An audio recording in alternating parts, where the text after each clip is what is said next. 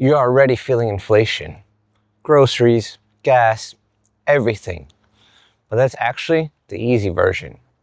The version that hits in retirement, compounding year after year with no paychecks, no raises, and no way to earn your way back, that's the one that most retirement plans aren't built for. And most people don't figure that out until they're already in it. So today, I want to walk you through something that I think more people need to understand before they retire. Not just how inflation works, you already know that, but how it specifically affects retirement. The trade-offs, the things that catch people off guard, and what a plan that actually holds up over time looks like. So let's get into it. Picture a couple retiring today. They've done well. They're pulling $6,000 a month from savings, pension, Social Security combined. And that feels solid. Covers the mortgage payoff, utilities, food, travel. I mean, they're pretty comfortable. Now, fast forward 10 years. At 3% inflation, which is pretty tame historically, that same lifestyle doesn't cost $6,000 a month anymore. It costs closer to $8,000. That's not a catastrophe number, but that's an extra $2,000 a month that they weren't planning on. $24,000 a year out of the same pot of money that was supposed to last them 25 or 30 years. And here's where people underestimate it. Retirement is long. We're not talking about 5 years of inflation. We're talking about potentially 2 or 3 decades. At 3% inflation over 25 years, prices double. So the lifestyle that costs $6,000 today could cost $12,000 in your mid-80s. That's the rule of the shrinking dollar. The money doesn't disappear overnight. It just quietly loses its power, year after year, compounding in the wrong direction. Now, here's the part that makes this especially tricky for retirees specifically. When you're working, if inflation picks up, there's usually some adjustment. Maybe you get a raise, maybe your salary gets reviewed. The economy, in some imperfect way, tends to push wages up along with prices. Not always, definitely not fairly, but there's some movement. In retirement, a lot of people are in fixed or semi-fixed income. And a pension that was set in 2019 pays the same amount in 2026. Some pensions have a cost of living adjustment, but a lot don't. Or the adjustment is capped, maybe 2%, and inflation runs hotter than that for a few years. And suddenly, you're behind, and you stay behind. Social Security, that does have a cost of living adjustment, which helps, but it doesn't always match real world costs, especially for retirees.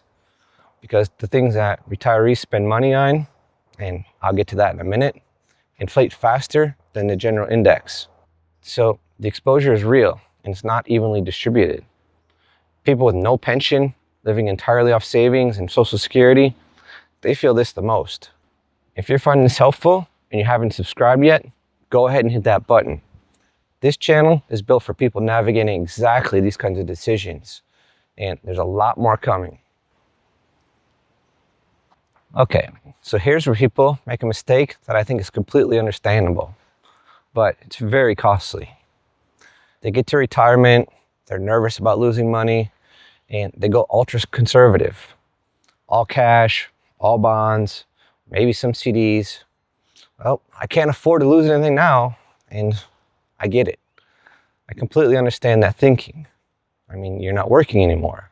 There's no paycheck coming in to recover from a bad year.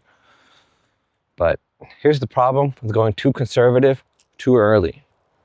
If your money earns 2% and inflation runs 3 or 4%, you're losing purchasing power every single year. It's not dramatic, it's not a crash, it's just slow. But after 10 years, after 15, you've quietly fallen behind in a way that's very hard to recover from. Some growth is not optional in retirement. It's not about being aggressive, it's about keeping up. A retirement that lasts 25 or 30 years has to have some engine in it, something that has the potential to grow over time. Otherwise, well, inflation just wins by default. And the mix looks different for everyone. But the idea of a strong plan is usually something like this. Some growth assets, maybe a diversified stock allocation that fits your risk tolerance. Some inflation-aware assets, things like TIPS, I-bonds, real estate, dividend-paying stocks, and a cash cushion so that you're not forced to sell in a down year. And last, a tax-efficient withdrawal strategy so you're keeping most of what you pull out. And that last one matters more than most people realize. $1 from a Roth account and $1 from a traditional IRA, they're not the same dollar. One is tax-free and one might push you in a higher bracket. Over 20 years, that difference compounds significantly. Look, I'm not telling you what you should do with your investments. That's between you and your financial advisor. What I'm saying is that you need to look at how your portfolio is performing compared to inflation. Now, I want to talk about something specific because this is one of the biggest fears that most people have in retirement. Healthcare costs. And this is not just an inflation problem. This is an inflation on steroids problem.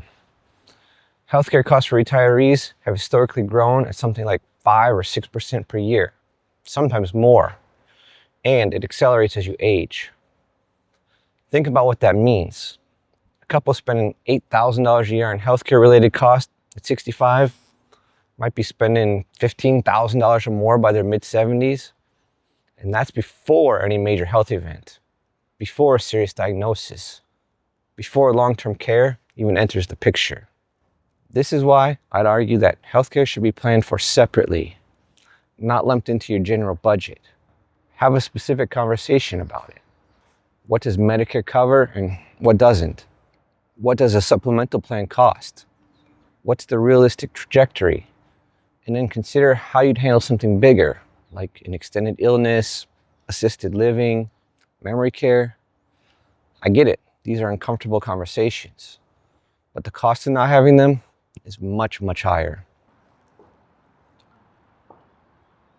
And this is where it gets interesting because I think one of the most underrated skills in retirement, it's not investment strategy, it's spending flexibility. Here's what I mean.